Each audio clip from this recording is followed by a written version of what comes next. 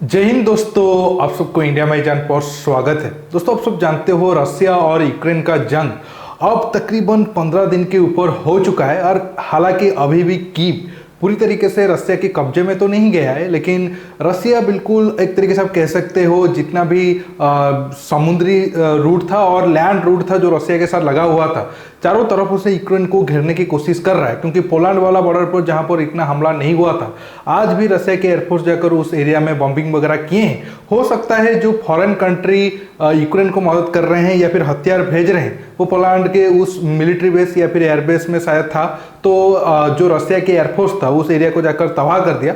लेकिन पिछले कुछ दिनों में बहुत सारा अपडेट आया है। बड़ा अपडेट ये है कि अमेरिका एक तरीके से आप कह सकते हो वो डर रहा है या फिर वो नहीं चाहता है रसिया के साथ वो डायरेक्ट ऐसा कुछ करे या फिर डायरेक्ट यूक्रेन को लेकर उलझे।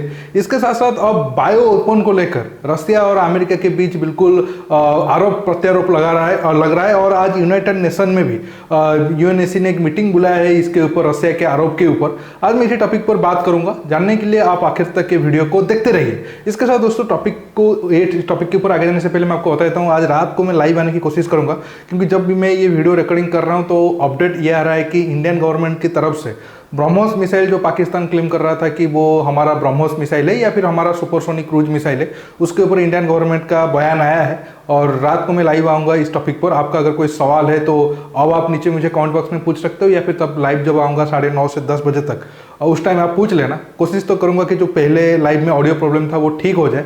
अगर नहीं कर पाया तो प्लीज़ माफ़ कर देना, क्योंकि मैं उसे अभी तक ठीक नहीं कर पाया हूँ। अगर दोस्तों अब आप देखोगे मैप में तो ये रहा यूक्रेन और इस टाइप रसिया। ये जो आप रेड वाला पार्ट देख रहे हो ये बिल्कुल रसिया के कब्जे में जा चुका है। और ये वाला पार्ट थोड़ा सा है, इसमें अभी भी जंग चल रहा है। और कीव से अब माना जा रहा है कि तकरीबन 27 किलोमीटर दूर रसिया की आर्मी पहुंच चुकी है। आज ये वाले पोलैंड बॉर्डर के ये वाले एरिया पर अटैक हुआ था और ज़बरदस्त अटैक हुआ है। बड़ा बड़ा धमाका आज लुत्स्क में हुआ है जो पोलैंड के बिल्कुल साइड में है। हालांकि मैं अमेरिका की जो patriot missile defence system America ने मना कर दिया है कि वो रसिया में तैनात नहीं करेगा। इसके साथ साथ MiG-29 जेट को लेकर भी अमेरिका ने एक तरीके से यूक्रेन को झटका दिया है। उसके ऊपर थोड़ा सेकंड पार्ट में आऊँगा। पहले जानते हैं कि रसिया ने क्या आरोप लगाया है। रसिया ने यह आरोप लगाया है कि यूक्रेन में बायो वेपन रिसर्च लैब को फाइनेंस कर रहा था अमेरिका। और एक तरीके से रसिया का कहना है कि यूक्रेन में बायोलॉजिकल वेपन बनाकर अमेरिका रसिया के अगेंस्ट इस्तेमाल करना चाहता था। हालांकि पहले अमेरिका ने इसे मना कर दिया, लेकिन बाद में बताया कि नहीं, वो तो नॉर्मल यूनाइटेड नेशन के रूल के थ्रू वो सब हो रहा था और वो एक नॉर्मल था। जैसे आप सब जानते हो वुहान वायरस को लेकर जब आरोप लगा तो उन्होंने बताया कि नहीं, ये तो नॉर्मल रिसर्च है, उसमें कोई कॉन्स्पिरेसी थ्योरी है नहीं। इसके साथ साथ अमेरिका ने आरोप लगाया है कि रसिया जरूरत पड़ने पर यूक्रेन में बायो वेपन को इस्तेमाल कर सकता है। हालांकि कोई प्रूफ तो वो दिए नहीं है। दोनों साइड से बहुत सारा आरोप लग रहा है और प्रूफ बहुत कम दिया जा रहा है। इसके साथ साथ अब रसिया ने यह प्लान किया है कि वो जो मिडिल ईस्ट से है, खासकर सीरिया और इराक वगैरह से जो फाइटर है उनको तकरीबन 15 से 16 हज़ार फाइटर को वो यूक्रेन में इस्तेमाल करेंगे, यूक्रेन में अर्बन एरिया में जंग को जीतने के लिए। और दोस्तों अगर ऐसा हुआ तो ये यूक्रेन के लोगों के लिए बहुत बुरा दिन होगा, क्योंकि यूक्रेन को बहुत ज़्यादा नुकसान हुआ है। और आप एक तरीके से कह सकते हो सेकेंड वर्ल्ड वॉर के बाद ये यूरोप में सबसे खतरनाक जंग हो रहा है। और अब तक प्रेजेंट टाइम तक जो रिपोर्ट है तकरीबन 2.5 मिलियन लोग यूक्रेन से बाहर जा चुके हैं। हालांकि अफ्रीका से लेकर एशिया मिडिल ईस्ट में तो पिछले 30, 40, 50 साल में बहुत जंग हुई है, लेकिन यूरोप में ऐसा खतरनाक जंग सेकेंड वर्ल्ड वॉर के बाद ये पहली बार हो रहा है। इसी वजह से जो व्हाइट लोग हैं वो काफ़ी चिंतित है। बाकी दुनिया में जो भी कुछ हो जाए उनके तो कोई ज़्यादा फर्क पड़ने वाला नहीं है। इसके साथ साथ अब जैसे मैंने आपको कहा था बायो वेपन को लेकर आज यूएनएससी में मीटिंग होने वाला है। देखना होगा उसमें क्या होगा, क्योंकि रसिया के साथ चीन आ सकता है।